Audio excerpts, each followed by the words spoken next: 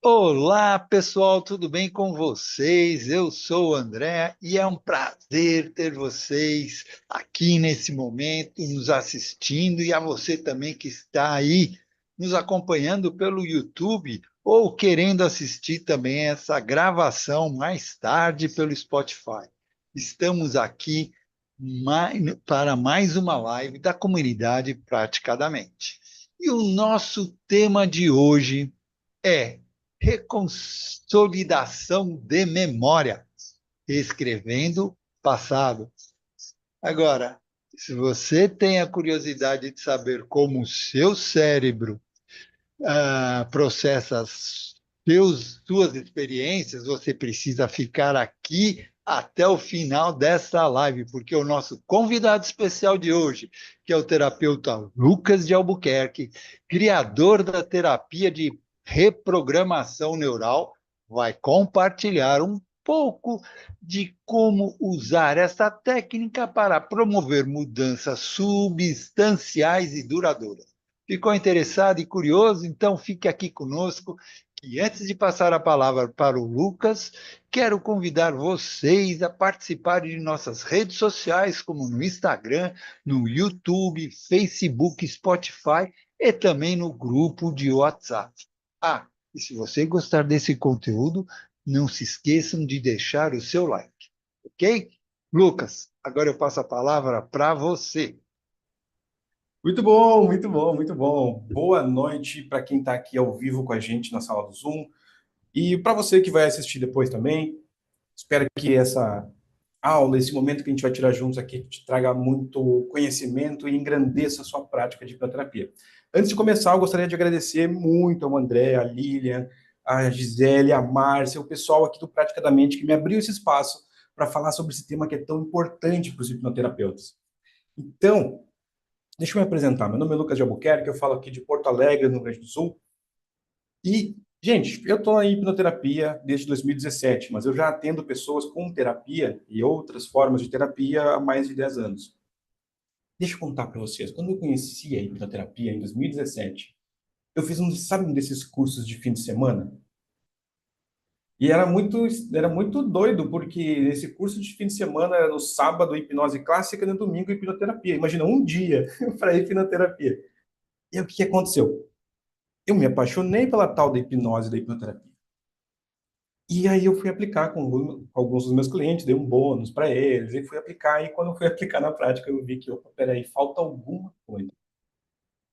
E foi a partir desse momento que eu vi que faltava alguma coisa que eu fui pesquisar. Peraí, vamos ver quem é que realmente sabe sobre essa tal de hipnoterapia aqui no Brasil.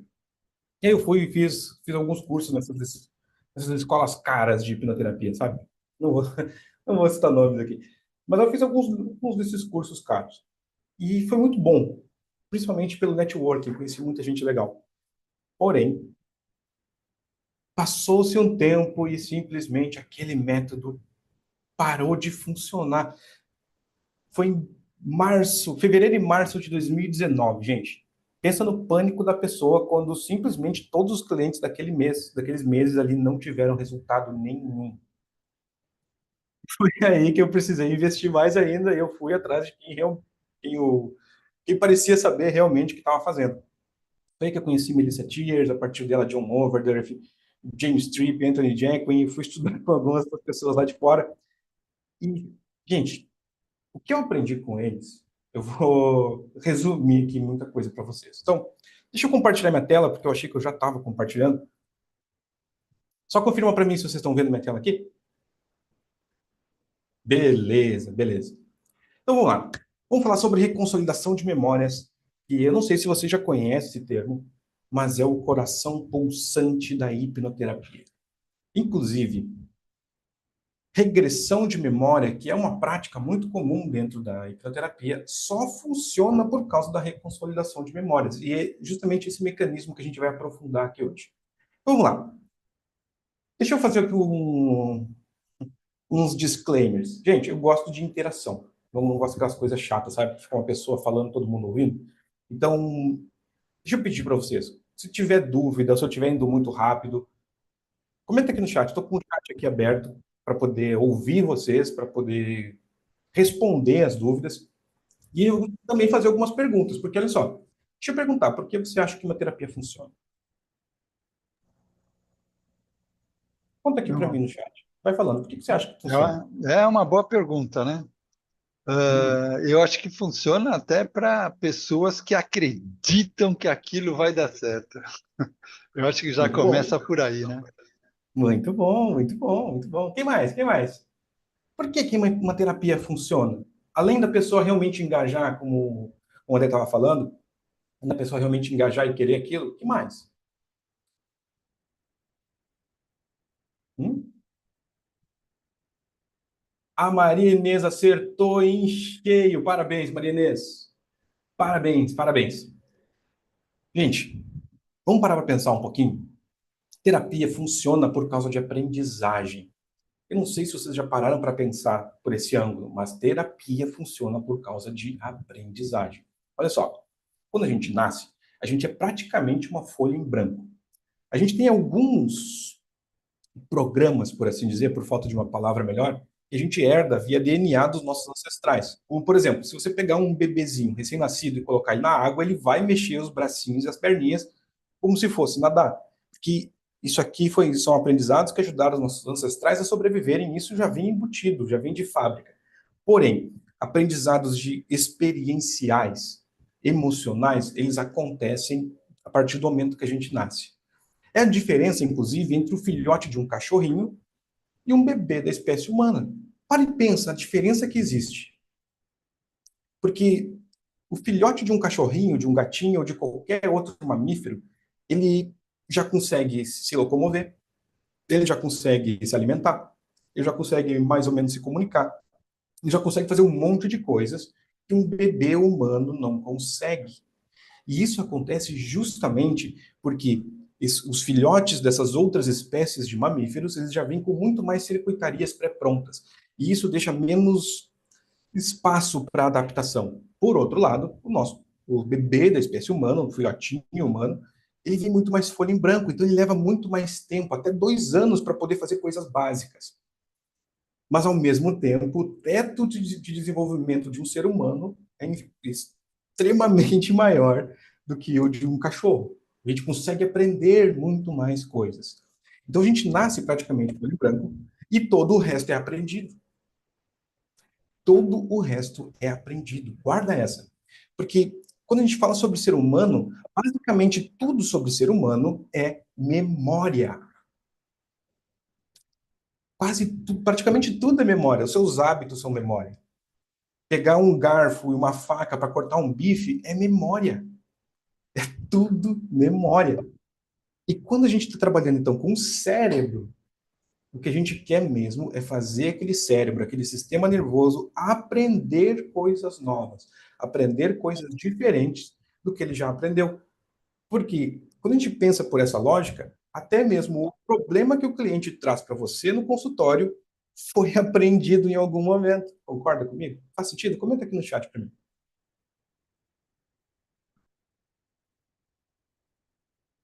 Então, hoje a gente vai falar, enquanto a galera vai falando no chat aí, hoje a gente vai falar um pouquinho sobre essa revolução que foi a descoberta da reconsolidação de memórias. A gente vai explicar um pouquinho também sobre como que o cérebro funciona na terapia, como que as nossas memórias realmente funcionam. Eu vou falar um pouquinho sobre algumas coisas que não te contaram sobre hipnoterapia. A gente vai entrar um pouquinho em trauma e depois eu vou te explicar por que hoje é seu dia de sorte. Belezinha? Podemos começar, gente? Então vamos lá. Eu quero apresentar para vocês um senhor muito charmoso. Sério, eu amo de paixão esse senhorzinho aqui, que se chama Eric Kandel. Alguém aqui já conhece o Eric Kandel?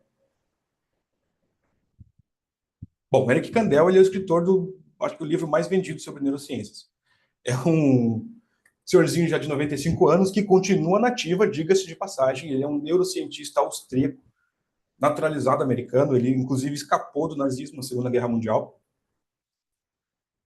E esse cara, ele ganhou um prêmio Nobel de Medicina no ano 2000. Ele foi a primeira pessoa a conseguir gravar o som de células do hipocampo disparando. Só que tem uma coisa aqui ele meio que deu o start na descoberta da reconsolidação de memórias. Porque ele fez uma vez um experimento com uma lesma marinha. Por que uma lesma marinha? Porque é um dos sistemas nervosos mais rudimentares que a gente tem acesso hoje. É muito simples. Então ele pegou uma lesma marinha e fez um condicionamento nessa lesma marinha. Esse condicionamento consistia em ele pegar um ferrinho que dava choque, e aí ele dava choque na lesma marinha, e a lesma marinha tem um sifão que se fecha para expelir água. Então ele dava o choque e o sifão se fechava, dava o choque, o sifão se fechava, dava o choque, o sifão se fechava. Condicionou. A ponto de nem precisar mais dar o choque, era só encostar na lesma marinha que o sifão dela já se fechava.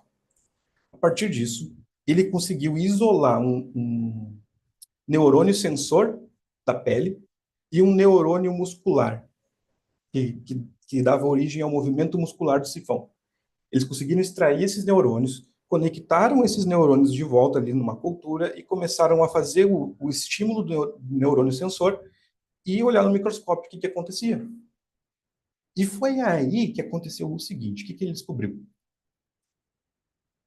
Eu não sei se vai tocar os videozinhos aqui. Ah, beleza, tá tocando. O que aconteceu? Ele descobriu que quando o núcleo do neurônio era estimulado, várias coisas aconteciam, né? O potencial elétrico era liberado e tudo mais. Mas ele descobriu uma coisa muito interessante. Algumas partículas de RNA mensageiro eram liberadas.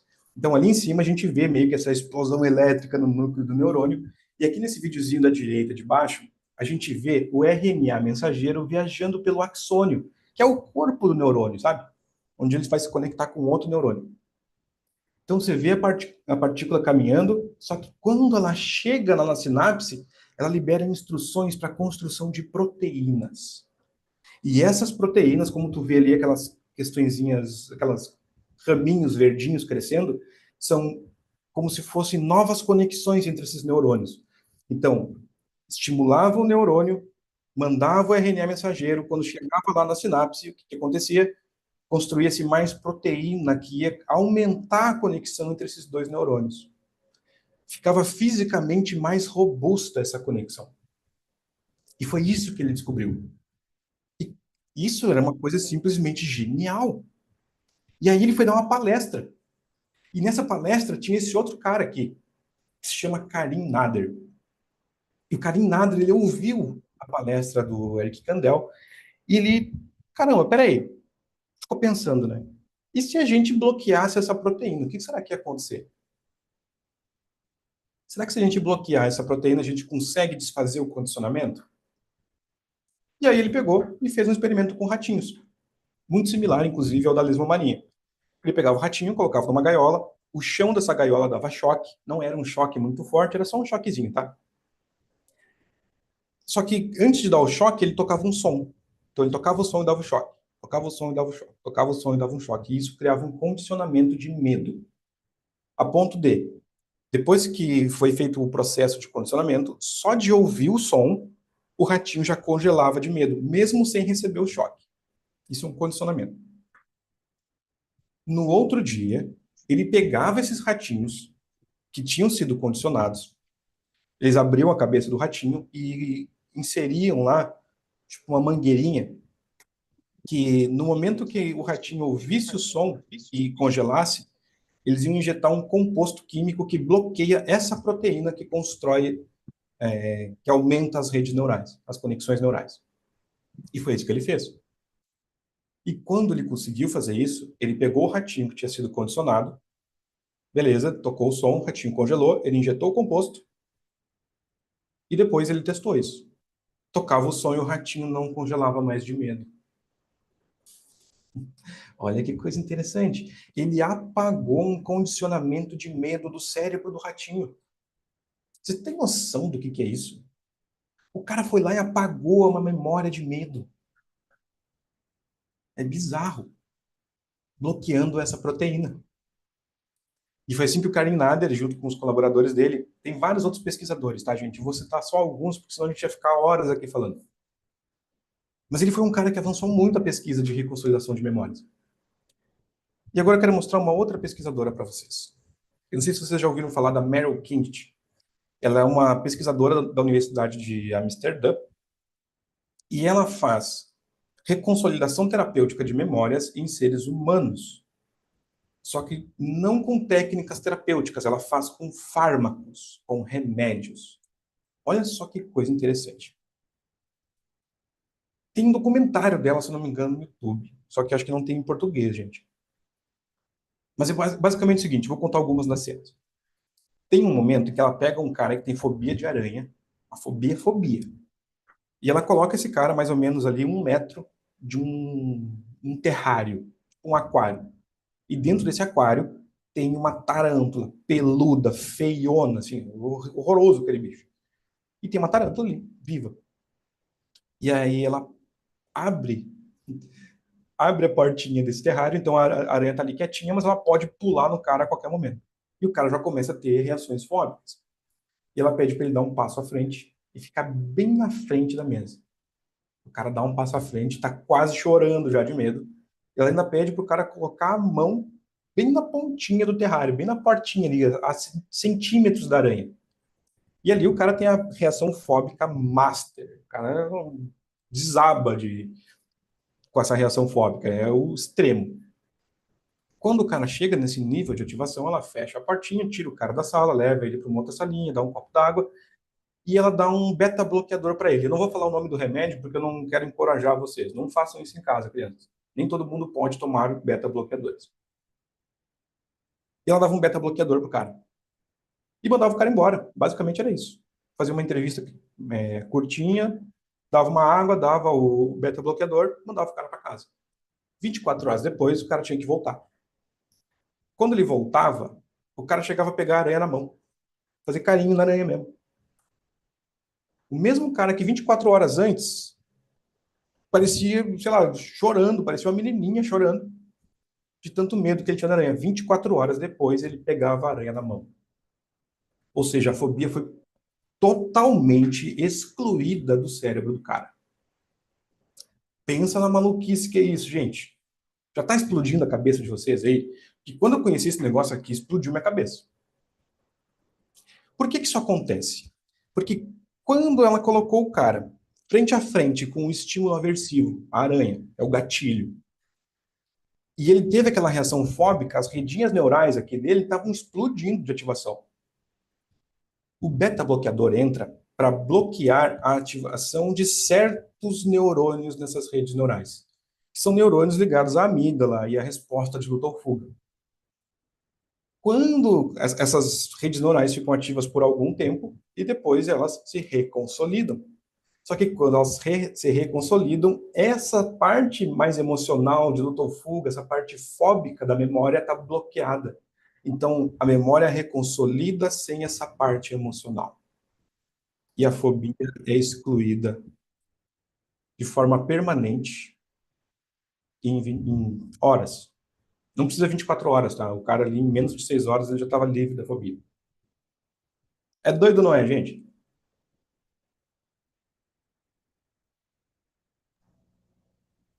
A gente tem o potencial de fazer a mesma coisa, só que sem fármaco, porque nós não somos médicos e nós não podemos prescrever medicação, principalmente medicações que podem ter efeitos cardíacos colaterais e tudo mais. Então a gente não pode fazer isso.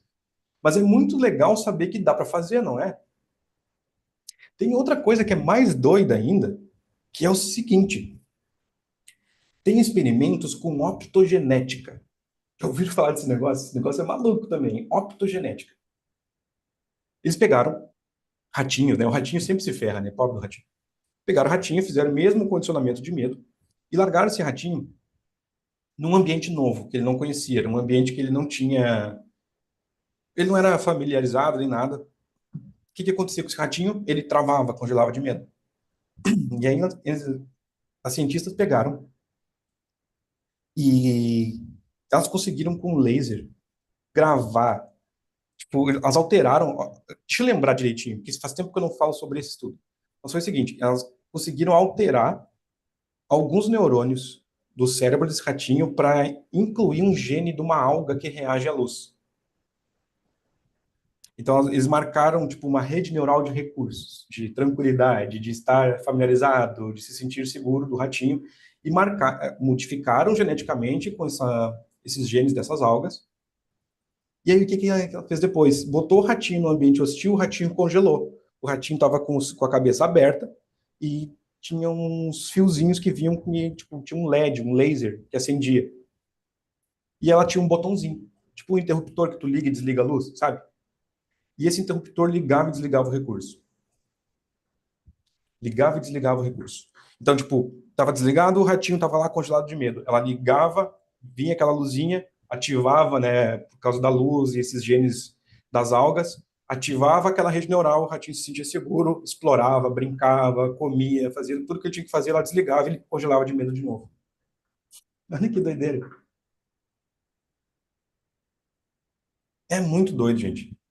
Quando eu descobri esse negócio, eu acho que eu fiquei uns 2 dias sem dormir, assim. E minha cabeça fritou, explodiu. E a gente pode fazer isso com técnicas terapêuticas, quando a gente entende direitinho quais são os mecanismos das memórias. Não é tão físico como o método da Merrill Kinst. Tem outras pessoas no mundo que utilizam esse método farmacológico, mas a gente pode fazer algo muito bom também. Porque lembra que eu estava falando agora há pouco, que terapia é sobre aprendizagem. Eu não estou falando sobre aprendizagem cognitiva, que nem você está tendo aqui agora, recebendo um conteúdo e achando legal. Espero que esteja achando legal, né? Estou falando de aprendizagem implícita, o que o seu cérebro emocional aprende. Então vamos lá, vamos seguir o baile aqui. Vamos falar um pouquinho de cérebro. Quando a gente olha para essa imagem aqui, ela está destacando o que a gente chama de sistema límbico. A gente precisa ter em mente, a gente não pode perder de vista um fato que a maioria das pessoas ignora. Nós somos animais. A gente esquece disso, mas nós somos animais. E além disso, nós somos mamíferos. Mamíferos têm algumas qualidades específicas, diferente dos répteis, diferente das aves. O nosso cérebro, ele não foi desenvolvido para pensar em boleto, para pensar em roupa de marca, para nada disso. A prioridade é a aprendizagem que ajuda a sobreviver. Que nem quando você era pequenininho e colocou a mão no ferro de passar, no forno e queimou a mão, e a partir disso você nunca mais fez nada do tipo de novo, né? Assim como você só precisa colocar o dedo na tomada uma única vez para aprender a nunca mais fazer isso de novo. Tá errado? Então, esses aprendizados que ajudam a sobrevivência do animal humano, eles são a prioridade do sistema límbico. Essa aprendizagem implícita, experiencial, é o que nos mantém vivos. Os problemas que os clientes trazem para a clínica são todos aprendizados implícitos e emocionais. E esses aprendizados implícitos e emocionais são frutos de experiência. O que acontece? Informações que chegam pelos nossos sentidos externos, olhos, ouvidos, nariz, boca, pele, são pareados, são associados às informações dos nossos sentidos internos, como a nossa propriocepção, nosso sistema vestibular, a nossa neurocepção, os nociceptores, né, de dor, a interocepção, que faz a comunicação de tudo que está acontecendo no corpo via nervo vago. Então, quando a gente tem a informação externa com a informação que vem de dentro, as duas coisas se juntam e formam um aprendizado. É assim que você sabe que se você colocar a mão no forno quente, você queima a mão. Se você colocar o dedinho na tomada, você leva um choque. Informação que vem de fora com informação que vem de dentro gera um aprendizado. Está fazendo sentido até aqui? Gente, às vezes eu vou meio rápido, tá? Porque isso aqui é muito claro, é muito lógico para mim, mas eu sei que às vezes a galera, tipo, se precisar que eu vá mais devagar, por favor, fala aqui no chat, eu tô de olho no chat. Beleza. Tendo isso em mente, vamos lá, vamos seguir. Vamos pensar o seguinte, vamos simplificar as coisas. Eu gosto muito do simples. Para mim, o simples é o complicado resolvido. Então, vamos dizer o seguinte, o cérebro faz 3 coisas, apenas 3 coisas. Ele aprende o mais rápido que ele pode, as coisas que ajudam a sobreviver. Ele lembra o que ele aprendeu, que ajuda a sobreviver da forma mais rápida possível, e ele cria atalhos para responder de forma mais rápida e poupar energia. Basicamente, o cérebro faz essas três coisas. O resto é resto. Mas o principal é isso: aprender o que ajuda a sobreviver o mais rápido possível, lembrar do que aprendeu e ajudou a sobreviver e criar atalhos, padrões de resposta que poupam energia e tempo. Simples assim. E como que tudo isso se organiza? Através de redes neurais. Pensa em vários neuroninhos de mãos dadas. Isso é uma rede neural. Neurônios que se conectam. A gente tem várias redes neurais. A gente tem redes imensas. A rede de modo padrão, que conecta praticamente todo o cérebro, várias áreas diferentes. A gente tem a rede de saliência. A gente tem algumas redes que já são muito bem mapeadas. Só que além dessas grandes redes, a gente tem outras redes neurais. Toda vez que você aprende algo, uma rede neural se forma, alguns neuroninhos se conectam para armazenar aquela informação. E assim acontece uma rede neural, bem como está aqui no desenho. Pensa que aqueles tem os neurônios e tem ali os pontinhos de conexão que são as sinapses. Então, quando a gente está fazendo terapia com alguém, o nosso foco é gerar neuroplasticidade. Neuroplasticidade é a capacidade que o nosso cérebro tem de se reorganizar e se reconectar. Então, quando uma rede neural está ativa, é o momento que ela está plástica. Quando ela está plástica, ela está instável, ela pode se conectar de uma forma diferente e com outras coisas, inclusive. Pensa como se fosse uma solda, tá? É como se fosse uma solda. Você pega a rede neural do problema, você ativa ela, ela vai ficar molinha, prontinha para se conectar. Você vai deixá-la de lado, você vai pegar a rede que dispara o recurso que você precisa e você vai conectar as duas coisas.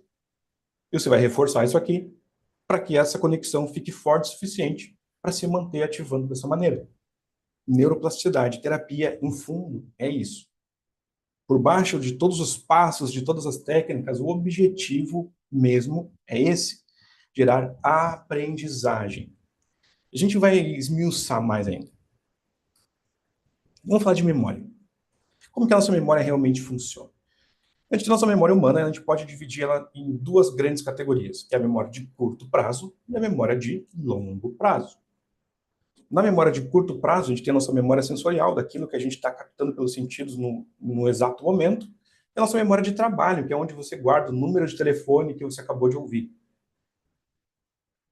Fora isso, a gente tem a nossa memória de longo prazo, que são as declarativas, aquelas memórias semânticas, de conceitos, de ideias, de palavras, as memórias episódicas de eventos, de coisas que aconteceram. E a gente tem as memórias não declarativas, que são memórias de procedimento. Você não precisa pensar para amarrar os tênis, para cortar um bife, para andar de bicicleta. Tudo isso é memória de procedimento. E a gente também tem as nossas memórias que são puramente emocionais. Elas não têm conteúdo, elas são só uma sensação. Depois vocês vão entender o porquê que é importante saber disso, gente. Tá ficando claro até aqui?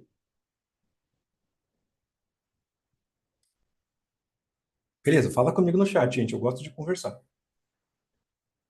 Vamos lá. Como é que a coisa acontece? A gente tem uma entrada sensorial. Estava falando sobre isso agora há pouco. A gente tem uma entrada sensorial, e essa é a nossa memória sensorial. Tem um monte de coisa que chega, tipo, são milhões de bits de informação que a gente recebe a cada momento. Só que a gente não consegue prestar atenção em tudo. Então, a informação que a gente não presta atenção, ela já é perdida, ela já nem vai para a memória de curto prazo, para a memória de trabalho. E aí, quando essa memória recebe atenção, essas informações recebem atenção, elas vão para a memória de curto prazo, se ela não é ensaiada, se ela não é repetida, ela tende a se perder também. Já aconteceu contigo de alguém te passar um número de telefone e você ter que ficar repetindo, ou mentalmente, ou verbalmente, e vai repetindo número por número? Você está ensaiando a memória. Mesmo quando você está anotando, você não está pensando o número, você não está falando o número, mas você está anotando o número, você também está ensaiando e repetindo, que ajuda a gravar. E aí, quando existe essa retenção de informação, então a gente pode consolidar em uma memória de longo prazo. As nossas memórias de longo prazo, elas tendem a ser de momentos significativos. Claro que a gente tem memória de longo prazo de coisas que tu aprendeu na escola, você sabe 2 mais 2 até hoje. Mas normalmente as nossas memórias de longo prazo, elas tendem a ser emocionais, elas tendem a ser de coisas significativas. Eu te mostro isso na prática. Conta pra mim, hoje é quarta-feira, né? Conta pra mim o que você jantou quarta-feira da semana passada. Manda no chat.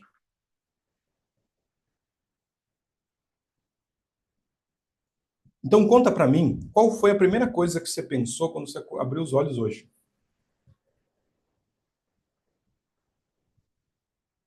Qual foi a terceira pessoa com quem você se comunicou terça-feira da semana passada? Pois é. Mas e se a gente pegasse, por exemplo, cara, onde é que você estava? O que estava acontecendo no dia, sei lá, que o Senna teve aquele acidente em Imola? Para quem já é mais velho, né? Ou onde é que você estava quando você recebeu a notícia das Torres Gêmeas, do 11 de setembro?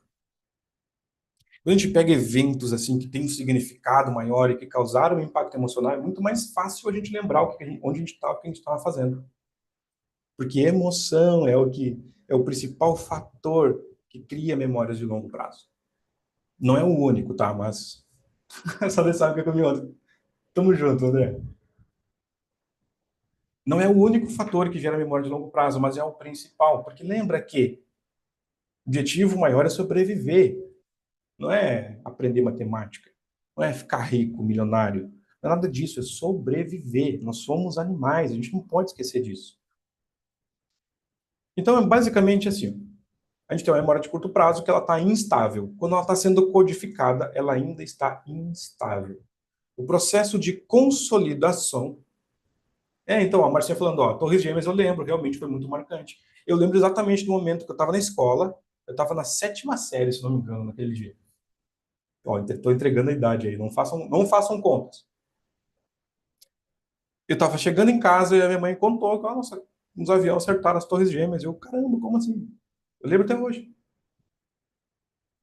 Então, olha só, quando a gente está adquirindo uma memória, quando a gente está codificando ela, ela está instável. É o processo de consolidação de memórias que leva ela do curto prazo para o longo prazo, que torna a memória mais estável. Até por ali, mas um pouco mais estável. Depois, acontece o oposto, porque a gente vai fazer a reativação dessa memória. Quando a gente lembra, a gente reativa a memória. Então, ela vem para o curto prazo de novo. Quando ela vem para o curto prazo de novo, ela está instável novamente. E aí depois acontece o processo de reconsolidação, que é ela voltar para o longo prazo e ficar mais estável novamente. Basicamente é assim. Quando fica instável, quando você lembra da memória, principalmente se você está com um estado emocional relacionado a ela ativo, falando de terapia, tá? A neuroplasticidade pode acontecer. Porque quando você lembra de uma memória, você não está tocando um filme, você não está reproduzindo uma foto. Eu não sei se você está familiarizado com isso, mas é basicamente o seguinte: as informações externas chegam pelos nossos sentidos, elas chegam numa pecinha no nosso cérebro que se chama tálamo. E o tálamo é como se fosse a central dos correios. Ela recebe essas informações e redireciona para as partes especializadas do cérebro. Então, as informações visuais vêm aqui para o córtex occipital, o córtex visual. As informações auditivas vão para o córtex auditivo, as informações somatosensoriais vão para o córtex somatosensorial. O tálamo faz esse redirecionamento. E quem grava mesmo a memória é uma pecinha chamada hipocampo. Então, vem para o tálamo, vai para o hipocampo e vai ao mesmo tempo para as áreas especializadas do cérebro e, puf, consolida a memória. Quando você reativa, quando você lembra a memória, essas informações específicas estão saindo dessas áreas do cérebro e o hipocampo está juntando de novo as pecinhas, ou seja, ele não está reproduzindo, ele está reescrevendo a memória. E ela fica totalmente instável nesse momento. E quando ela fica instável, a gente pode fazer a terapia.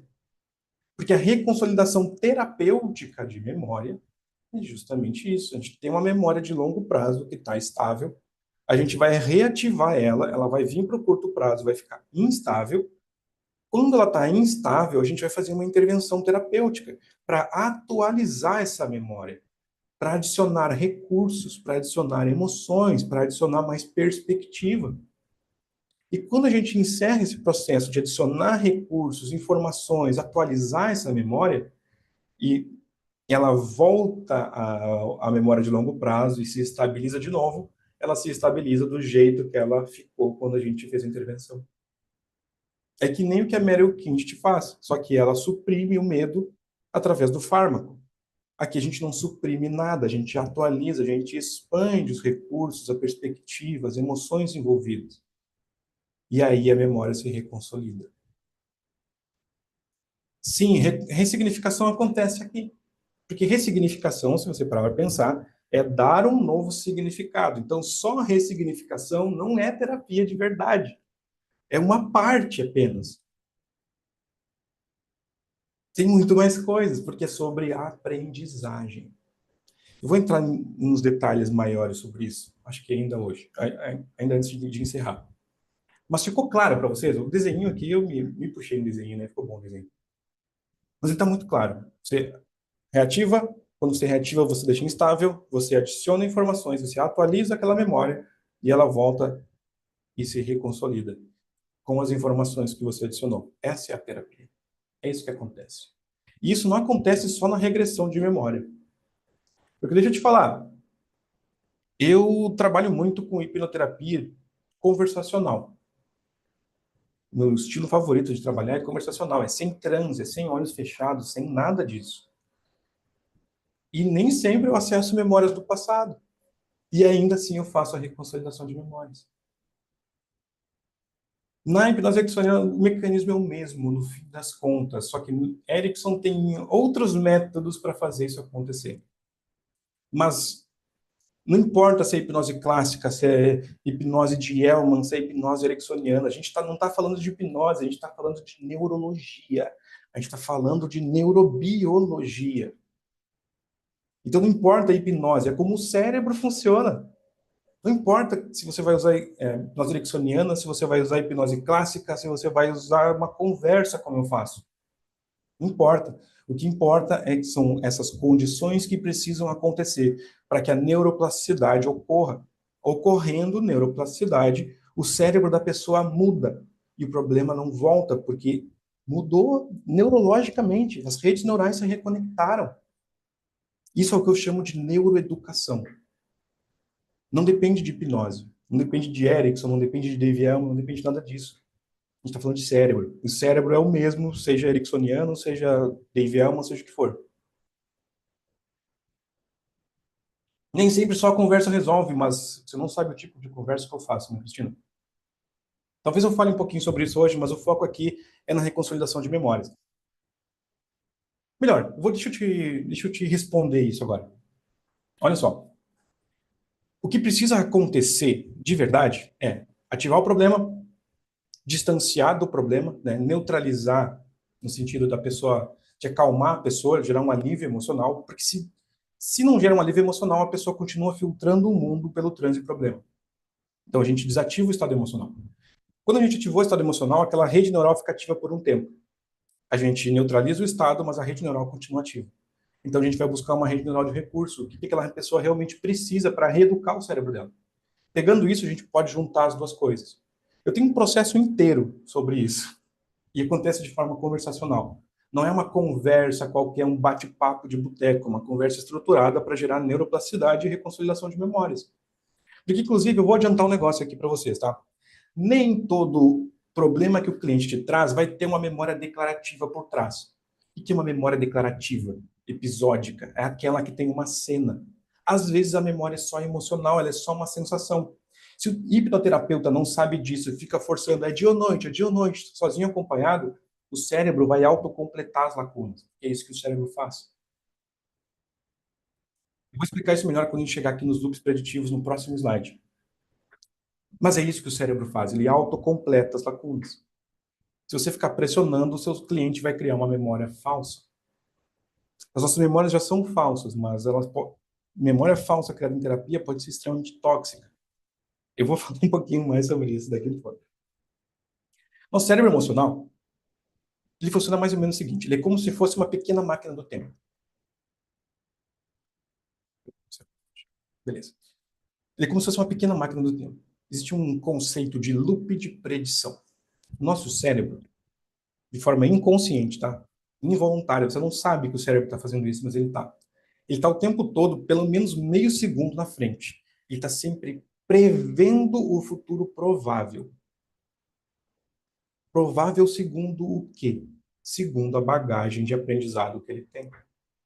É por isso que um cliente ansioso fica ansioso, porque o cérebro dele aprendeu que determinadas coisas são perigosas. E quando algumas coisas são perigosas, ele tá começando a reconhecer padrões no ambiente que são parecidos com aquele aprendizado, ele já ativa a ansiedade, ele já prevê o que vai dar ruim, e aí ele simula. Essa simulação ainda é inconsciente, você não sabe o que está acontecendo. Ele meio que cria um filminho na cabeça. E aí ele compara esse filminho na cabeça com o que está entrando pelos sentidos. Quando ele faz essa comparação entre o que está vindo pelos sentidos e o que está vindo de dentro, ele vai ajustar o loop de predição. Esse ajuste pode acontecer de duas maneiras. Ou reforça, ou cria um erro de previsão. Porque tá, beleza, tá muito bonitinho tudo isso aqui, mas se é assim, se o cérebro está sempre se atualizando, então por que os problemas não se resolvem sozinhos, não é verdade? Porque a partir de certo ponto, a nossa vivência, a gente cria padrões. E esses padrões alimentam o loop de predição. Então a gente meio que distorce as coisas para encaixar no nosso loop de predição, para confirmar as nossas expectativas. Um exemplo disso, o viés de negatividade, o viés de confirmação. São ótimos exemplos disso, do cérebro querendo confirmar os modelos que ele criou da realidade. Porque mudar dá trabalho, o cérebro não quer mudar. Depois que ele aprendeu, beleza, é só continuar assim, está tudo certo, do ponto de vista animal. Então ele prevê, simula, compara e ajusta. Se é a entrada sensorial, lembrando que ele distorce a entrada sensorial para bater com o modelo de mundo. Se bate, então ele reforça. Fica mais potente esse aprendizado. Mas, se não bate, acontece o erro de previsão. O erro de previsão é o cérebro literalmente bugando. Opa, o que está acontecendo? É um breve momento de confusão. Inconsciente, você nem sabe o que está acontecendo. Mas dá um breve momento de confusão. Opa, peraí, como assim? Eu espero que A aconteça e está acontecendo B. Então o cérebro é forçado a atualizar os modelos de mundo. Os modelos que ele criou sobre a realidade. Sobre as pessoas. Sobre como o mundo é ou deveria ser. Sobre como o dinheiro funciona. Sobre como o fulano é. A gente tem todos esses mapas na nossa cabeça. Então, se acontece o erro de previsão, você força o cérebro a mudar. Então, o nosso papel é forçar o erro de previsão. Quando você força e gera um erro de previsão, o cérebro ele dá um bug e se abre para um novo aprendizado. E é aí que você pode entrar e mudar todo o padrão, que vai mudar o comportamento, o pensamento, como a pessoa se sente e tudo mais.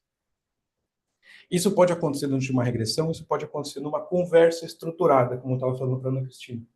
Existem várias maneiras de fazer isso acontecer. O importante é você entender que existe esse mecanismo. E quando você sabe que existe esse mecanismo, você meio que sabe o que precisa acontecer. E você tem maneiras de meio que observar se isso está acontecendo ou não. Mas vamos lá. Essa parte aqui pode ser um pouquinho mais confusa. Então, gente, está ficando meio claro? O que vocês precisam que eu explique melhor?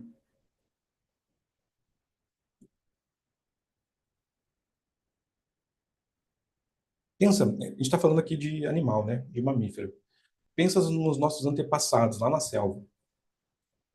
Se ele comeu algo e aquilo não fez bem, é muito importante que isso seja lembrado para ser evitado no futuro e não colocar ele em risco. Então, forma um padrão. Quando ele vê algo com aquele formato, com aquele cheiro similar, ele já sabe. É aprendizagem, é loop de previsão acontecendo. Ó, a mensagem. Quanto isso tudo, alguns clientes voltam para o caminho antigo, ou nem saem dele, porque lá é previsto, é confortável, é fácil. Afinal, na merda pode ser ruim, mas é quentinho, gostosinho. Então, quando a gente trabalha baseado em cérebro e não em teorias, então fica mais difícil disso acontecer, Gisele. Porque se você está com foco em neuroeducação, e você está realmente promovendo reconsolidação de memória e neuroplasticidade, então não volta. Não volta porque você muda estruturalmente. Ó, deixa eu fazer um exemplo do que eu quero, mostrar um exemplo do que eu quero dizer aqui. Eu gosto de dividir da seguinte maneira. Você pode, numa terapia, numa abordagem terapêutica, você pode olhar mais para a mente ou você pode olhar mais para sistema nervoso, cérebro e sistema nervoso. Então, olha só. Aqui tem uma garrafa cheia d'água, concorda? Uma garrafa normal, está cheia d'água. O que acontece se eu tirasse essa água daqui, ou se eu mudasse a forma dessa garrafa e fosse uma garrafa de estrela? Que formato que ia ter a água? Ela não ia ficar em formato de estrela também? Porque a garrafa mudou para a forma de estrela? Então, pensa que a mente é a água e sistema nervoso é garrafa. Se você cria alterações no sistema nervoso, a mente acompanha. Porque pelo menos eu gosto muito de pensar na mente como um fenômeno. Um fenômeno não só do cérebro, mas do sistema nervoso inteiro. Se você é como se fosse um projetor e uma imagem projetada numa tela. Projetor é sistema nervoso, a imagem projetada é mente. Se você muda o filme que está passando no projetor, você muda a imagem que está sendo projetada. Vale muito mais a pena, você gasta muito menos energia e tem muito mais resultados se você começa a olhar mais para o sistema nervoso e menos para a mente. Porque quando você tenta acompanhar a mente, sabe o que acontece? Talvez já tenha acontecido com você na prática. Você se perde em labirintos de narrativas e histórias. Isso acontecia muito comigo. Eu me perdi nas narrativas e histórias. Por quê? Porque a nossa atenção é limitada. Nossa atenção consciente, nossa memória de trabalho, consegue lidar de 5 a 9 informações de cada vez. É por isso que, às vezes, a gente tem que baixar o volume do rádio do carro para poder estacionar. Porque lota a nossa memória operacional e a gente tem que tirar algum estímulo. Já sei que já aconteceu contigo isso. Então, me perdi no que eu estava falando. Isso acontece. Deixa eu ver se eu lembro. O que eu estava falando, gente? Escreve para mim aqui no chat. Olha as memórias funcionando aí. Ou não funcionando, no caso, né? Eu estava falando de... Ah, das narrativas e histórias. Isso. Nossa atenção é extremamente limitada. Se você for seguir cada história que o cliente te conta, você se perde. É ele que te coloca em transe. No final da sessão, você pega a sua carteira, abre e paga o seu cliente, porque foi ele que te hipnotizou. Basicamente é isso. Porque ele lota a sua memória operacional. Quem aqui já atendeu o cliente prolixo, que começa a contar uma história e abre outra história, e aí ela abre uma terceira história, depois uma quarta?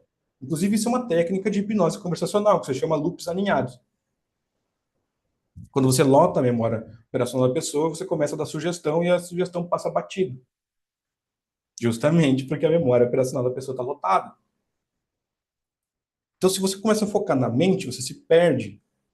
Só que quando você foca no sistema nervoso, o sistema nervoso é visível. Porque a pessoa se expressa. Expressões faciais, movimentos oculares, gestos, tudo mais. Ah, o Leandro já tá ligado. Ó. Como trabalhar, atuar, modelar e remodelar o sistema nervoso? Através de neuroplasticidade e consolidação de memórias.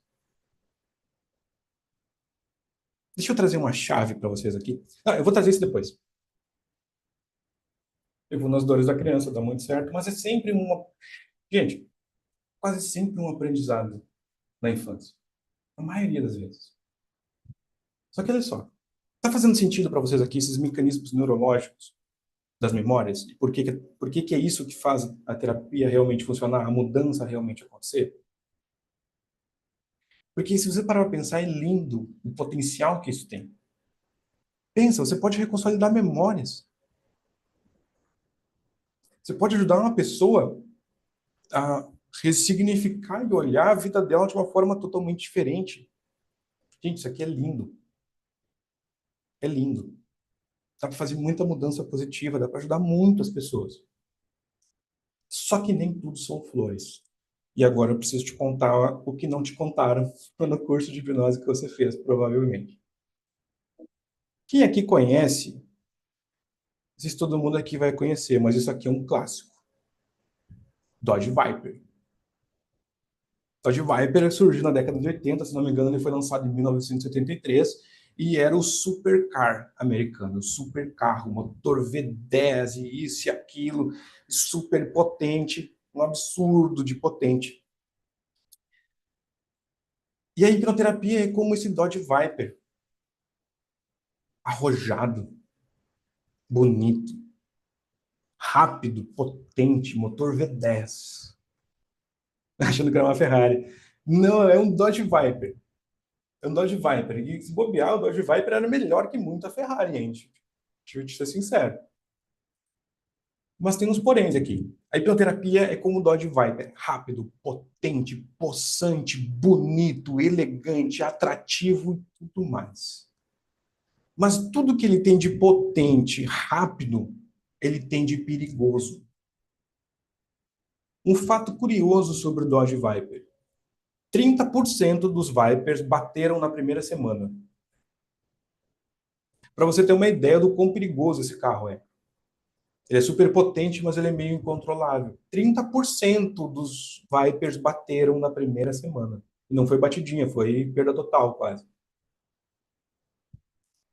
Tanto que esse carro ganhou o apelido de criador de viúvas, de tanta gente que morreu pilotando esse carro.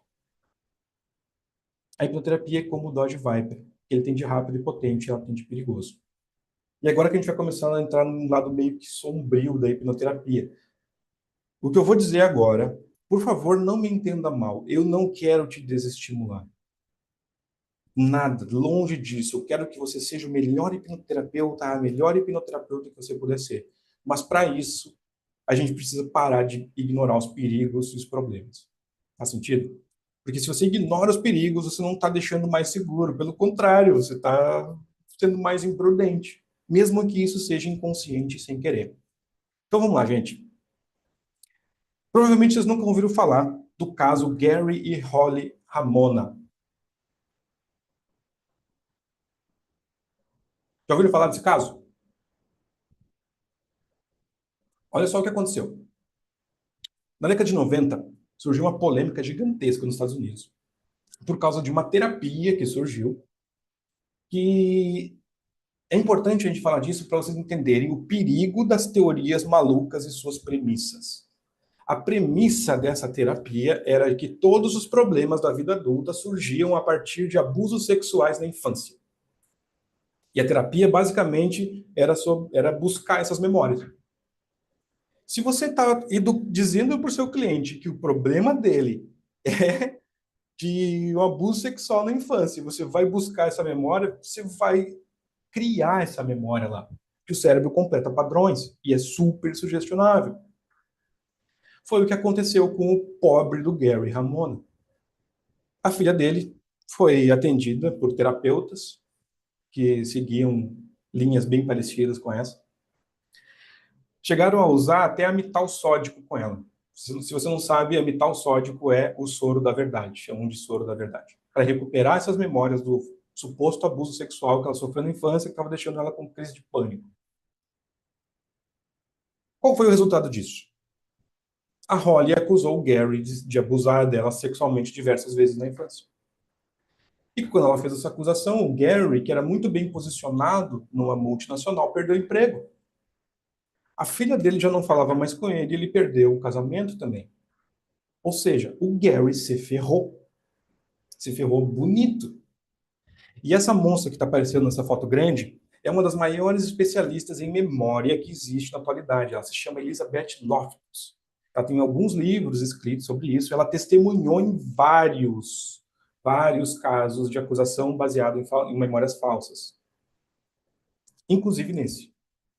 Só que esse caso ele é muito emblemático, porque, se eu não me engano, foi ele que abriu o precedente para o terapeuta ser processado e ter que pagar a indenização. Inclusive, os terapeutas, vou deixar bem entre aspas, terapeutas que atenderam a Holly tiveram que pagar $500 mil para ele. Mas deixa eu te perguntar, $500 mil compra a família de volta? o emprego de volta, a vida que ele tinha antes? Será que esses US$ 500.000 pagam o dano que esse cara sofreu emocionalmente? Nem de longe. Nem de longe. Então a gente tem que ser muito responsável, a gente tem que conhecer esses perigos. E memórias falsas são extremamente perigosas. A própria Elizabeth Loftus fala nos artigos e nos livros dela sobre a questão da sugestionabilidade. E ela atua, como eu estava falando, ela atua como consultora, como testemunha de defesa em vários desses casos. Deixa eu te contar um outro caso, da Eileen Franklin Lipsker. Olha só que doideira. O dano maior é muito maior que qualquer dinheiro. A vida desse cara foi destroçada. Tudo que ele tinha de mais valioso para ele foi arrancado dele, André. E isso, gente, não tem dinheiro que pague. US$ 500.000 não é fichinha. É troco de pão. Tem esse caso da Eileen, tá? Gente, se eu fosse falar de todos os casos que eu conheço de que envolve memória, hipnose, inclusive, e esses problemas de memória falsa, a gente ia ficar um tempão aqui. A Eileen, ela do nada começou, tipo, ela olhou para a filhinha, a bebezinha dela, e quando ela olhou para a filhinha, a bebezinha dela, ela lembrou, pô, teve um flash que 20 anos atrás, ela, uma amiguinha dela de infância, quando ela era bem menininha, ela desapareceu e nunca encontraram, e nunca acharam o assassino, o sequestrador, nem nada. Só que aí, do nada, ela teve um lapso, uma memória do pai dela arrastando a amiguinha dela para a van, estuprando, acertando a cabeça da amiguinha com uma pedra e depois desovando o corpo, sei lá onde. E quando ela acessou essa memória, ela denunciou o próprio pai. Ela denunciou o próprio pai para as autoridades. O pai foi preso. Só que um tempo depois, o pai foi solto. E ele foi solto por causa da Elizabeth Loftus. Porque a irmã da Aileen apareceu e, inclusive, revelou que a Eileen tinha passado por hipnoterapia. E no momento que o juiz ficou sabendo que ela passou por hipnoterapia, a testemunha foi anulada imediatamente. Eu não sei se vocês sabem, mas no Reino Unido, na França, em vários estados dos Estados Unidos, se existe hipnose em qualquer coisa ali para recuperar a memória, usada em testemunha, é tudo invalidado. Eles não aceitam, justamente por esse risco de memória falsa. Tem muitos casos. Inclusive na França, os futuros juízes eles têm que passar por um seminário, é tipo um workshop só sobre memórias falsas, para eles saberem o que fazer quando estiverem andando com testemunhas, para eles saberem que, opa, peraí, a memória dessa testemunha ela é relativa, ela é subjetiva, ela não representa fatos e apenas percepções. Um outro caso é o do Donald Thompson. Esse aqui já é mais famoso, talvez você já tenha ouvido falar. Ele foi acusado de estupro.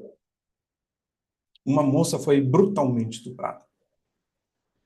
E, e ela reconheceu ele e acusou. Só que era impossível ele ter estuprado ela, sabe por quê? Porque no momento do estupro, ele estava dando uma entrevista na TV. Então ele tinha o álibi perfeito, ele estava dando uma entrevista na TV, ele estava ao vivo na TV. Milhares de pessoas viram ele na TV, não podia ter sido ele. O que aconteceu? A TV estava ligada enquanto ela era brutalmente estuprada. Ela associou a imagem e a voz dele ao estupro, e não o rosto do estuprador. E ela acusou ele. Ainda bem que ele não teve muitos problemas, afinal ele tinha um álibi perfeito. Olha que coisa doida, gente. Memórias falsas, elas são extremamente tóxicas. Principalmente quando envolvem familiares e... Inclusive, a American Psychology Association, né, o órgão regulador americano de psicologia, orienta que psicólogos e terapeutas que forem utilizar qualquer método de recuperação de memórias precisam, obrigatoriamente, informar os clientes sobre memórias falsas, sobre o perigo disso acontecer, sobre que aquela memória, opa, peraí, é só a tua percepção do que aconteceu e não exatamente o que aconteceu, e explicar tudo isso. Porque dá problema. Espero que nunca tenha acontecido com vocês, nunca aconteceu comigo, mas eu já vi acontecer com pessoas que eu conheço. Muito bom, Lilian, muito bom. Então a gente chega no efeito Pernalonga. Vamos responder a pergunta lá que o pessoal estava rindo, mas o negócio é sério, gente. Inclusive, a própria Elizabeth Loftus que eu estava falando, ela criou o efeito Pernalonga. Isso aqui foi um estudo que ela fez. Ela chamou estudantes da universidade que ela trabalha, apenas estudantes que já tinham ido para a Disney, que já tinham tido experiência de estar na Disney. Beleza, ela reuniu essas pessoas e ela começou a expor essas pessoas a alguns materiais antigos da Disney, editados, nos quais ela trocou o Mickey pelo Pernalonga. E todas as passagens de texto que falavam o nome Mickey, ela trocou por Pernalonga. Onde aparecia a imagem do Mickey, ela trocou por Pernalonga. E a pessoa foi exposta a várias desses folhetos, dessas propagandas e coisas da Disney, todos editados. Olha só, 36% lembrou de ter abraçado o Pernalonga na Disney. 25 a 35% afirmaram ter visto o Pernalonga na Disney. Pessoas expostas a essa propaganda falsa, né, de propósito, eram muito mais propensas a conectar o Pernalonga a outras coisas da Disney que não eram só o Mickey. Só que Pernalonga é da Warner Bros, não é da Disney, não tem nada a ver. Então, olha que doido. Isso, por que, que o Pernalonga ajuda o hipnoterapeuta a ser um hipnoterapeuta melhor? Porque o efeito Pernalonga nos fala o quanto a memória é sugestionável. Detalhe, não tinha hipnose aqui, tá? Só que era olho aberto, não tinha nada de transe, nenhuma indução, não tinha nada disso. E olha o resultado. Então, o Pernalonga nos mostra que a gente tem que ter muito, mas muito cuidado com a nossa linguagem quando a gente está falando sobre memórias. Porque, digamos que o terapeuta está lá fazendo aquela regressão super tradicional que ensinam por aí. E aí, ao invés de ele fazer perguntas abertas, tem alguém aí com você? E ele pergunta, quem está aí com você? Opa, isso aqui é uma pergunta diretiva. O cérebro, puf, criou. Ah, o meu tio está aqui. O tio nem estava lá de verdade, mas agora está. E é muito doido. Tem pesquisas que mostram que as pessoas que passam por hipnose, elas tendem a acreditar mais nas memórias. Elas acham que as memórias são mais verdadeiras, enquanto a hipnose, comprovadamente, cientificamente, comprovadamente, produz mais memórias falsas. Se for estudado, tem estudo que mostra isso. Hipnose gera mais memória falsa. Tem estudos que fizeram regressão pinpoint, sabe? Quando tu, volta para os 3 anos. Pegaram pessoas e separaram em 2 grupos. Um dos grupos passou por hipnose com regressão pinpoint. Volta lá nos 3 anos. O outro grupo foi só tipo, cara, pensa aí nos teus 3 anos de idade, lembra aí de alguma coisa. Foi isso. E aí eles contataram a família dessas pessoas. O grupo que não passou por hipnose tinha muito mais concordância de informação entre as lembranças dos pais e das pessoas. Enquanto o grupo que passou por hipnose tinha muito mais discrepância. Hipnose tende a gerar mais memória falsa do que memória verdadeira. Existe esse mito de que você chega, acessa o inconsciente, lá estão as memórias verdadeiras. Isso é um mito. Quando você usa hipnose, você está muito mais propenso a pegar a memória falsa, principalmente se você não cuida da sua linguagem. Menor deslize, você pode levar a terapia para um outro lado. Por isso que o Pernalonga nos ensina a ser terapeutas melhores. Tem uma outra moça muito legal, se chama Julia Shaw. A Julia Shaw é uma psicóloga criminal forense do Reino Unido, se eu não me engano. E tem um estudo em que ela criou memórias falsas nos estudantes. Ela anunciou o estudo, claro que ela não disse que era um estudo sobre memórias falsas, ela que era um estudo sobre memórias de infância. O que ela fazia? Ela pegava, entrava em contato com os familiares dessas pessoas que iam participar do estudo, pegavam algumas informações sobre coisas que aconteceram, tipo onde moraram, alguns eventos que aconteceram, quem eram os amigos e tal. Então, a Julia Shaw entendeu o seguinte, apenas com exercícios de imaginação, só fechar os olhos, sem hipnose, sem transe profundo, sem indução, sem nada. Só a pessoa fechando os olhos e imaginando. Em pouquíssimos encontros, ela conseguiu fazer essas pessoas, 70% dos participantes Ela conseguiu convencer eles que eles cometeram um crime que nunca aconteceu. Como que ela fazia isso? Qual que era o mecanismo? Ela inseria algumas informações verdadeiras, tipo, aos 14 anos você morava em tal cidade, o seu melhor amigo se chamava tal. Às vezes esse é o único trecho verdadeiro. O resto era tudo sugestão, tudo invenção. Em pouquíssimo tempo, ela convenceu 70% dos participantes que eles cometeram um crime que nunca aconteceu. É muito fácil criar memória falsa. A gente cria memória falsa sozinho, o tempo todo. Só que se fazer isso em terapia e poder prejudicar, acabar com a família de alguém é complicado, concorda? A gente precisa ter cuidado, a gente precisa entender esses mecanismos para que a gente possa evitar. Tá claro para vocês aqui alguma dúvida sobre memória falsa?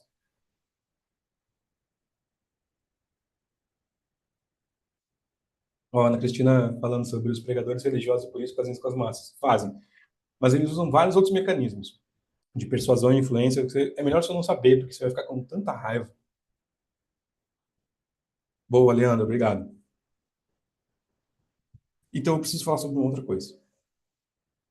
Quem aqui já ouviu falar desse termo, retraumatização? Então, trauma todo mundo sabe o que é. Existem traumas, mas retraumatização, vocês já ouviram falar? Sabe o que isso significa? Boa, Esther.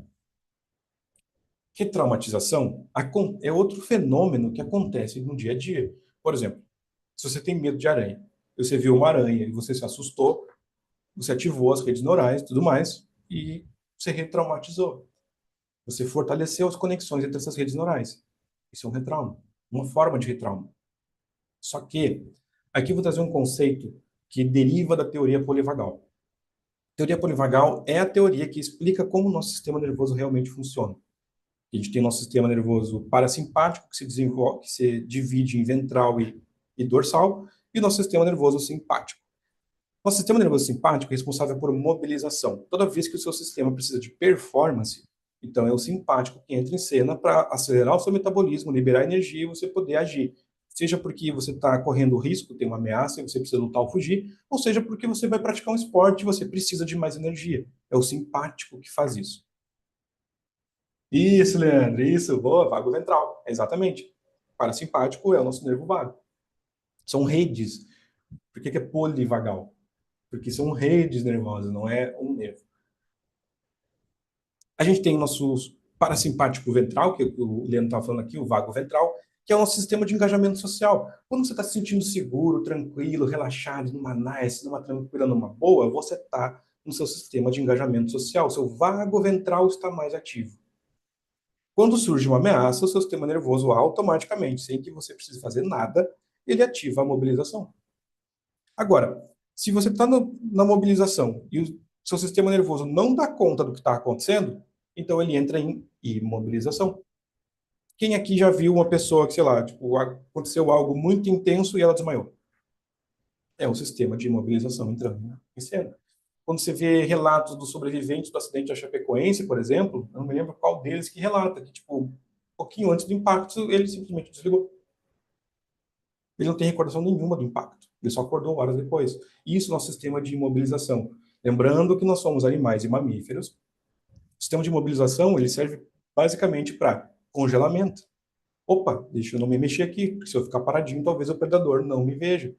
Agora, se eu não tenho como lutar ou fugir, e eu vou morrer invariavelmente, então o que a imobilização faz? Desliga o teu sistema. Reduz a tua frequência cardíaca, porque se tu perder um braço, tu vai perder menos sangue. Inunda o teu sistema de endorfina para você sentir menos dor. É um sistema de proteção. Isso aqui é importante pelo seguinte: a gente está sempre transitando entre todos eles. Por exemplo, quando você vai dormir, você provavelmente, para poder dormir, você tem que estar no seu engajamento social e imobilização ao mesmo tempo. Esses dois estão ativos. Quando você está brincando, quando você vai malhar, praticar um esporte, você está no seu engajamento social e na mobilização ao mesmo tempo. Se você não tem o engajamento social e vai para a mobilização, é o que a gente vai chamar de ansiedade, de crise de pânico. Se você não tem engajamento social e vai para a imobilização, é o que a gente vai chamar de depressão, de falta de energia, de desmaio, de dissociação. Então a gente está sempre circulando entre esses três estados. Só que existe um conceito chamado de janela de tolerância. A janela de tolerância é o quanto a pessoa consegue tolerar de estímulo sem sair do engajamento social. Se ela vai totalmente para mobilização, vai dar um problema bem sério. E se ela vai para a imobilização, dá um problema mais sério ainda, que eu vou te explicar agora. Lembra que eu falei que o hipocampo é o responsável por pegar as informações e aglutinar elas e formar uma memória? Lembra disso? Falei lá no início. Então, o problema é, o hipocampo ele é extremamente sensível a cortisol, sabe, o hormônio do estresse. Então, quando existe uma carga de estresse muito elevada, esses receptores do hipocampo vão ficar inundados de cortisol e isso vai fazer com que ele pare de funcionar adequadamente. E aí ele para de integrar a memória. E se ele parou de integrar a memória, dá assim, ó, tchauzinho para a neuroplasticidade, tchauzinho para a reconsolidação de memórias. Acabou. E se você dá tchauzinho para essas duas coisas, você dá tchauzinho para a terapia também, porque não vai acontecer nada. Eu não sei se já aconteceu com você. Comigo esse aqui já aconteceu comigo, porque eu não sabia dessas coisas. E a escola que tinha me ensinado a hipnoterapia ensinava que tinha que estimular a emoção lá em cima. Só que se a pessoa sai dessa janela de tolerância, você pode fazer terapia linda, fogos de artifício, e a pessoa chorou, e você debateu, e foi tudo lindo. No outro dia ela está igual. Dificilmente ela vai carregar algum aprendizado dali. Dificilmente o cérebro dela vai realmente consolidar essas novas memórias. Porque o hipocampo estava com funcionamento prejudicado. Só que a gente tem que ter um outro cuidado ainda, porque se você estimular demais, tirou a pessoa da janela de tolerância, ela veio aqui em cima na mobilização, e a mobilização não está dando conta, e ela entra em imobilização, dissociação, aí você criou um retrauma gigantesco na pessoa. Aqui você criou um problema grande. E quando isso acontece, normalmente você nem tem oportunidade de corrigir, porque a pessoa nem vai querer passar com você mais. Te garanto. E já vi isso acontecer. Essa não aconteceu comigo, mas eu já vi acontecer. Inclusive, eu tenho um print, inclusive. Uma vez eu estava no Instagram, e aí tinha um professor de hipnose, não vou citar nome para não ser antiético. Tinha um professor de hipnose lá. Ele é conhecido até. E aí ele falando, não, porque você tem que estimular a emoção, porque o cliente tem que chorar mesmo, tem que gerar catarse, isso, aquilo, não tem problema. Ele falando que tem que ser assim mesmo, que nada de ruim vai acontecer, porque esse é o processo. E aí uma aluna dele comentou embaixo. Só que aconteceu comigo e a cliente acessou uma memória de um estupro, voltou revivendo a cena do estupro e ela entrou, ela me descreveu certinho ali no comentário que era uma resposta de imobilização, tipo, ela dissociou, abriu os olhos, levantou e foi embora. E não quis mais saber. E não voltou mais. E eu chego a ficar curioso com o que será que aconteceu com essa mulher. Porque, gente, sério. Deixa eu passar. Tá claro até aqui?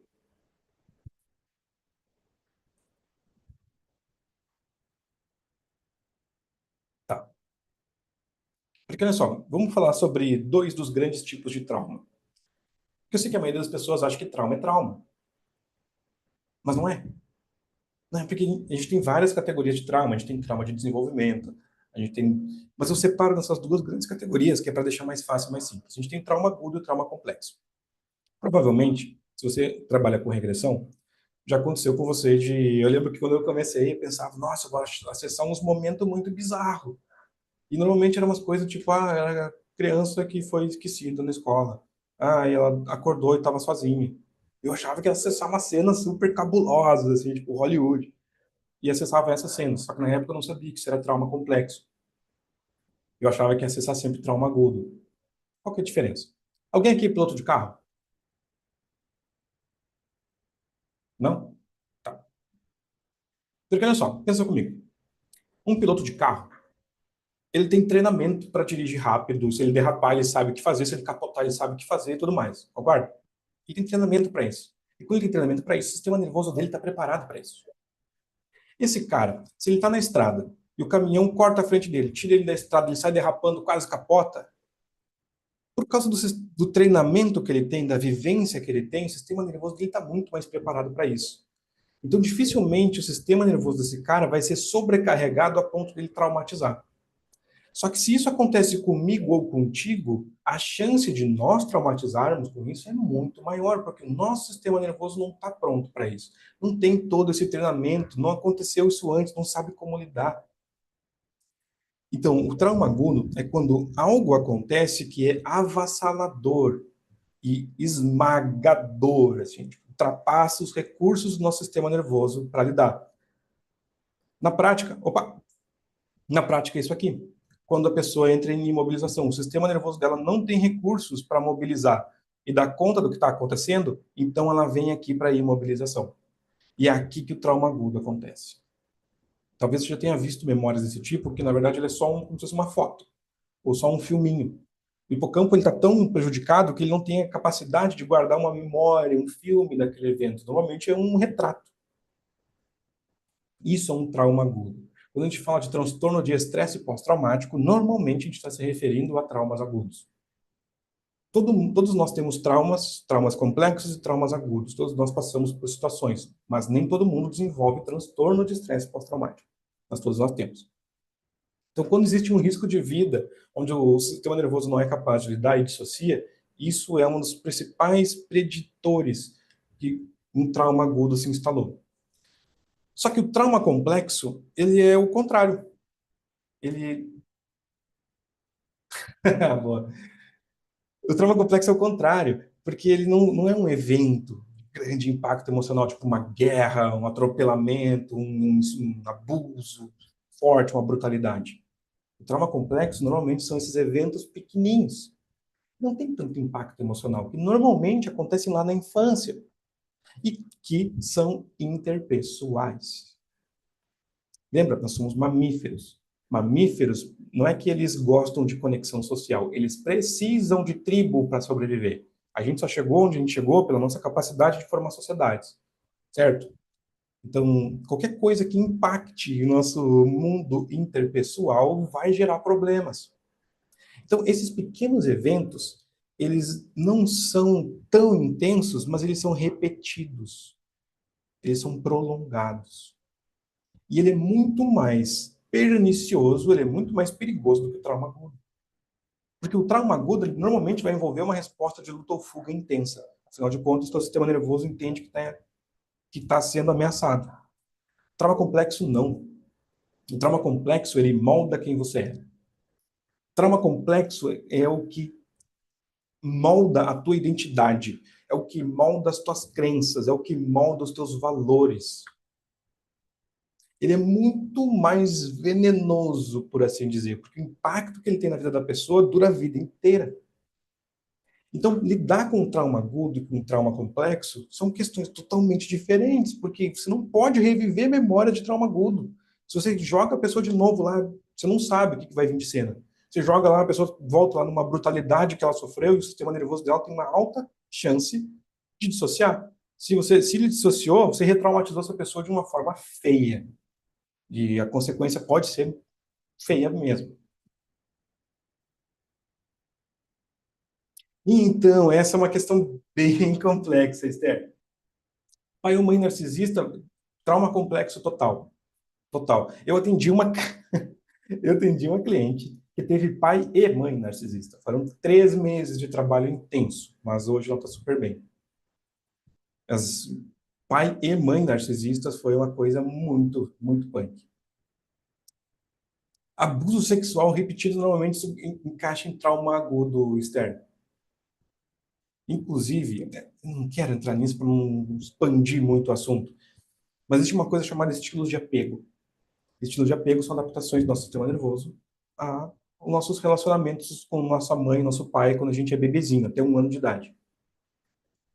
Existe um estilo de apego que é o apego desorganizado. Teoria do apego, exatamente, Esther. Exatamente, do John Bowlby.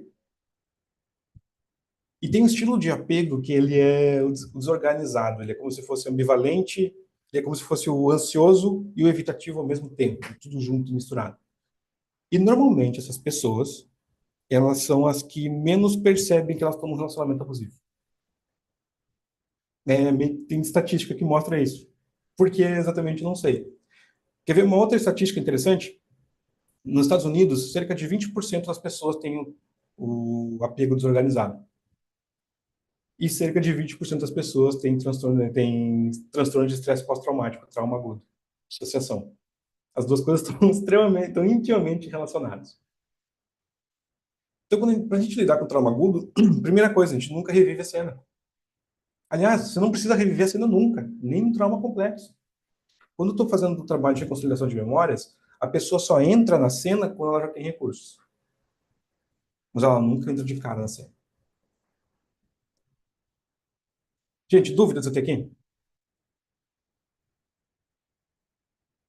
Caramba, eu fico tenso quando isso acontece. Porque olha só, quando eu falo um monte de coisa. E aí eu pergunto, tem dúvidas? E a pessoa fala que não. Eu só tenho duas opções. Ou sou um professor brilhante, e tá tudo 100% claro, ou tá tão confuso que a pessoa não sabe nem formular uma dúvida sobre o que foi dito. Eu gosto de pensar que é a primeira opção. Mas falando sério, gente, tem dúvida agora, pra gente poder encerrar aqui. E aí já são 10, gente, vocês têm que me mandar calar a boca, gente, pra deixar eu ficar falando aqui. Sério.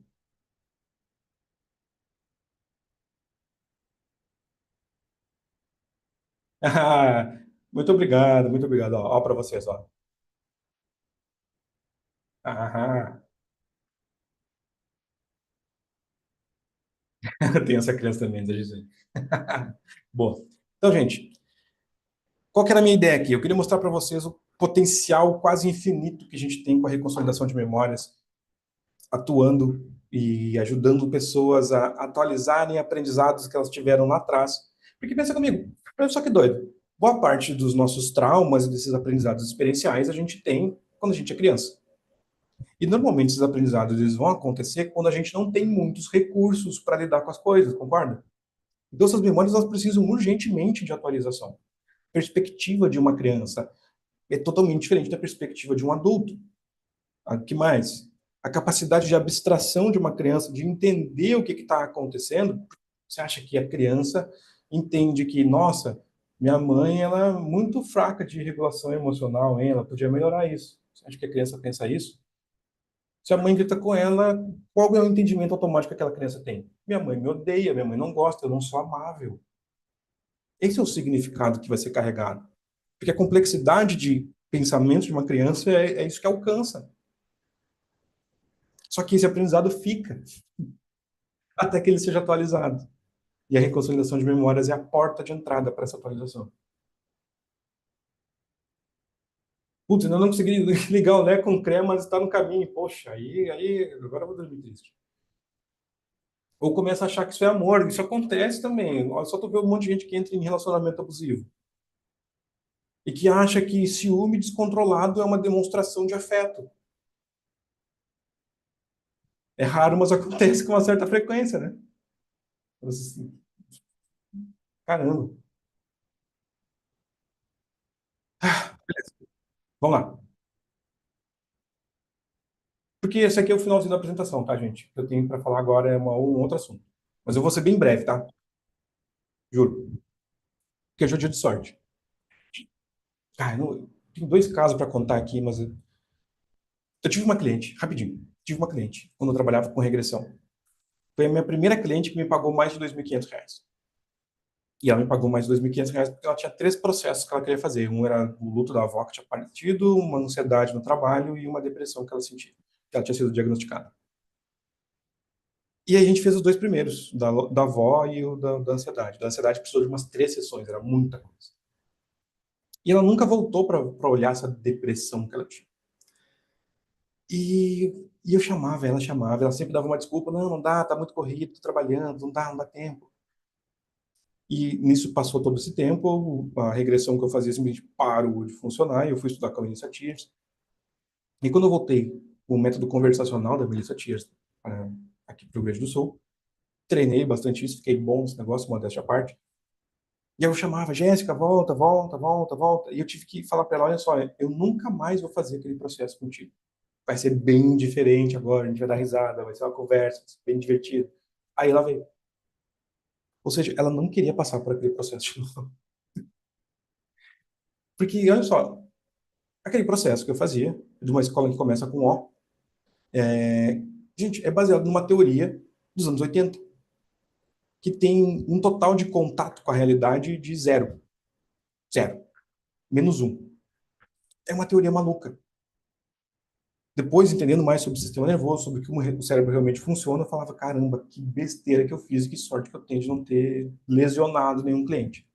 Assim como tem uma amiga próxima que fez várias terapias com até instrutores de hipnoterapia dessa escola aí, e ela só foi piorando, piorando, piorando, até chegar à beira do suicídio. E aí foi a conversa, Ana Cristina, essa conversa estruturada que eu estava te falando, que ajudou ela a reverter isso, sair, tá viva até hoje. Exato, Esther, exato. Então, olha só, levando tudo isso em conta, eu vou ser bem rápido aqui. Eu criei um treinamento chamado Trauma Informed Hypnotherapy, porque Trauma Informed quer dizer que está informado sobre a prevalência dos traumas, sobre o impacto dos traumas. Quer dizer que a gente leva em conta o real funcionamento do sistema nervoso, coloca segurança em primeiro lugar. Outro princípio muito importante do cuidado trauma informed é um termo que já é muito mais popular nos Estados Unidos, lá fora, na Europa, aqui no Brasil, e está recém começando a chegar. É se adaptar às necessidades do cliente, porque nem todo problema vai ter memória declarativa, você não pode depender só de regressão. E a gente atua com base em neurobiologia e não em teoria maluca e aleatória. Porque, olha só, gente, eu pensei nisso aqui hoje, fiquei orgulhoso. Sabe aquele momento que tu dá um alto high five? Foi esse. Porque eu pensei, caramba, hipnoterapia não é terapia do passado. Muita gente, inclusive, chega para mim até hoje e fala assim, nossa, eu quero fazer uma regressão, porque eu quero descobrir o que aconteceu. Não é nesse sentido. Eu estou falando dos anos 80 mesmo, de teoria maluca, de que existe um subconsciente que está guardando todas as memórias o tempo todo, sendo que biologicamente isso é impossível. Sendo que biologicamente é impossível você guardar memórias diante dos 3 anos. O cérebro não tem capacidade de formar essas redes neurais ainda. E aí foi que eu me liguei que, na verdade, a terapia é a terapia do futuro. Porque, gente, isso aqui é futurista demais, é quase ficção científica o que a gente pode fazer com a reconsolidação terapêutica de memórias, com neuroplasticidade. Vocês não têm ideia, o céu é o limite. E olha lá. Então, o Trauma Informed, ele é a terapia do futuro quando a gente combina isso com a hipnose. E a gente pode melhorar a experiência do cliente. A gente pode ter muito mais clareza no processo, sabendo observar o sistema nervoso. A gente pode usar os recursos naturais do sistema nervoso, como a reconsolidação de memória, como a neuroplasticidade e tantas outras coisas, evitar retrauma e memória falsa tóxica, ter muito mais flexibilidade e, com isso, ter muito mais segurança e confiança. Algumas das coisas que eu vou trazer nessa formação em Trauma Informed é teoria polivagal aplicada à hipnoterapia. Eu tenho uma aula no YouTube, procura lá, Sou Hipnose, teoria polivagal. Eu tenho uma aula introdutória de teoria polivagal, se vocês quiserem saber, tá? É gratuito, só ir lá olhar. Como trabalhar com trauma agudo sem gerar retraumatização, como trabalhar com trauma complexo para gerar o máximo de reeducação neural, para o cliente mudar absurdamente, como fazer terapia de partes, terapia do luto, terapia do perdão, aqui um parênteses, é um método de Ho'oponopono que eu adaptei para terapia de partes. E, gente, eu fiz uma oferta criminosa, ela só vale até amanhã às 23h59. Eu vou dar, de bônus, umas técnicas exclusivas que eu desenvolvi aqui, de adaptações que eu faço de técnicas gringas que eu conheço o tempo todo. Tem alguns workshops aqui do efeito Lux, que é um desses processos que eu criei, sobre como gravar áudios terapêuticos, como criar conteúdo persuasivo para o Instagram. Eu tenho até um agente de GPT que cria conteúdo persuasivo com copy. A jornada de acompanhamento é você guiar um processo, tendo o meu olhar junto, a gente vai fazer em grupo, cada um vai lá, faz as duplas, troca a terapia, eu vou estar lá olhando, tirando dúvida e orientando. Vou dar de bônus ainda o Conversas Mágicas 2.0, que é a arte do rapport genuíno. Eu chamo isso de criar o efeito melhor amigo. Já aconteceu contigo? De conhecer uma pessoa numa festa, num lugar, e do nada parece que conhece ela há anos? O Conversas Mágicas é sobre gerar esse efeito para o seu cliente simplesmente se abrir contigo desde o minuto 1 da terapia. Vou dar de bônus aí na reestruturação profunda, que é o meu método de alinhamento de valores, que é tipo, você alterar a motivação que a pessoa tem para alguma coisa e fazer a terapia numa área inteira da vida, sei lá, financeiro. Você alinha os valores de finanças e você cria mudanças em toda essa área da vida. A Healing Induction é um processo que eu criei para lidar com memórias somáticas, que não tem memória declarativa. Vou dar acesso vitalício e comunidade para quem entrar até amanhã às 23h59. Então, só o Pratique, né, 1.497, mas de bônus tem mais 3.432 de bônus. E é isso. Eu vou deixar o link aqui no chat. Guarda esse link, porque ele não vai estar em outro lugar. Essa aqui é a oferta mais maluca da história das ofertas malucas. Ó, o Leandro já está, a Esther já está. Guarda esse link, porque ele só é válido até amanhã, às 23h59. Ele não vai ficar disponível depois disso, você não vai achar em nenhum outro lugar. Se tiver dúvida, pode me falar agora, pode me chamar lá no Praticamente, pode me chamar no privado, eu estou aqui para responder todas as dúvidas. E, da minha parte, obrigado. Deixa eu parar de compartilhar e tomar uma água, que eu não aguento mais falar. Pronto. Ufa! Oh, mas eu vou deixar no. Você falou que essa tua promoção aí é até amanhã, né? É. Ah, eu não falei o valor, né? Olha que burro, eu cortei o slide. Olha, É 12 de 49,70. Cara, dado. Porque eu estou fazendo esse pré-lançamento. Na verdade, eu lancei essa oferta segunda-feira na aula de mentoria que eu dei. E eu resolvi trazer, até pedir licença para trazer essa oportunidade para o pessoal do Praticamente. E ela só vale até amanhã. Depois eu vou entrar no período de venda oficial e aí o preço vai se manter, mas não vai ter aquele monte de bônus legal ali, não. Porque é tá, eu vou maluquice que eu tô deixar. fazendo, gente. Eu vou, É eu maluquice. vou deixar esse vídeo, vai ficar aberto no YouTube a partir de hoje até sexta-feira. E sexta-feira vai ter o replay dessa gravação. Então, quer dizer, Não, quem beleza. acessar pelo YouTube até amanhã tá legal. Tá legal, é isso. Porque eu vou mudar o link daí. Esse link vai ser desativado amanhã às 11h59. Tá, E aí perfeito. depois só não vai ter os bônus. Um monte de bônus. É maluquice. Devia ser ilegal o que eu fiz, cara. Devia ser ilegal mesmo. Ah, Perfeito. gente, Faz o tô seguinte, lembrando. Lucas, me passa as tuas redes sociais, deixa aqui Uhum. gravado.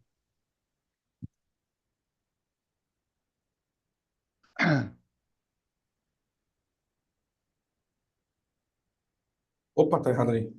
Eu corrigi. Tá, não, além de deixar aqui no chat, você pode falar ela. Ah, sim, beleza. Lucas de Albuquerque, ponto oficial. É isso E, aí. cara, eu mudei o meu canal do YouTube. Eu esqueci o nome dele agora. Eu mudei ele faz pouco, mas se não me engano é Mas, Neurochief. mas você acha que se procurar por Lucas de Albuquerque, ele acha no YouTube. Ah, deve achar sim. Sim. Quem quiser, tem uma aula sobre teoria polivagal, que tá, modéstia à parte, tá muito boa. Eu fiz em parceria com o grupo da Sou Hipnose. Só colocar lá, Lucas de Albuquerque ou Sou Hipnose Polivagal, vocês vão achar. Lá eu explico Então, bastante de teoria polivagal, só que não está atualizado. E aí agora eu atualizei, eu estudei muito mais sobre isso. E agora, nessa formação, eu vou trazer umas coisas assim que, gente, não é desse planeta. ok. Então, vou fazer o seguinte, vamos fechar aqui. Quem quiser Beleza. continuar aí, pode, só para a gente poder fechar aqui a gravação, tá? Então, pessoal, Beleza. é isso aí, Lucas. Estamos encerrando mais uma aula live, né? E espero que vocês tenham gostado. Lembrando a todos que entrem, sigam o Instagram do Praticadamente, que assim vocês irão receber os comunicados de todas as nossas próximas aulas que vamos ter por aí, tá? Em nome do Praticadamente, agradecemos imensamente ao nosso convidado especial de hoje, Lucas de Albuquerque, a todos que estão aqui presentes ao vivo.